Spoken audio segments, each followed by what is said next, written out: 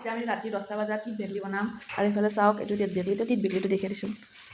এইটো বোলে কিবা তিত বেগলি আৰু এই বস্তুটো বাবুই লৈ আহিছে তাৰ লগৰ লৰাই দিছে আৰু তাৰপিছত আমি মানে এতিয়া ৰাতি বনাব যাম আৰু তাৰ কাৰণে এয়া চাওক পানী জিকে থৈ দিলোঁ আৰু এই বস্তুটো আজি আমি প্ৰথমবাৰ দেখিছোঁ আৰু প্ৰথমবাৰ বনাই খাম আৰু এয়া চাওক এনেকৈ মানে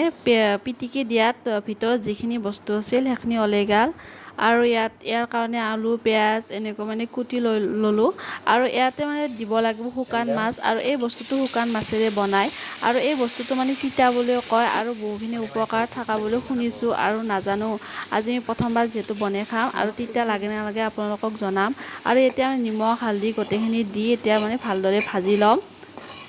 তাৰপিছতে ইয়াতে শুকান মাছখিনি দি দিলোঁ শুকান মাছখিনি দিয়া হোৱাৰ পিছতে অলপমান সময় এনেকৈ ভাজি লৈ তাত পানী দি আৰু এইখিনি আমাৰ ৰেডি হৈ গ'ল আৰু যিহেতু অকণমানেই হৈছে সেইটো কাৰণে শলকান হৈ গ'ল আৰু এতিয়া আমি টেষ্ট কৰি চাম কেনেহেন হৈছে দেখাততো ভালেই হৈছে প্ৰথমতে তাক টেষ্ট কৰিব দিলোঁ সিটো মানে তিতা নহয় বুলিও ক'লা এবাৰ মই চালোঁ যে তিতা লগা নাই বহুখিনি সোৱাদ হৈছে আজি মানে প্ৰথমবাৰ খোৱা হিচাপে বহুতখিনি ভাল লাগিছে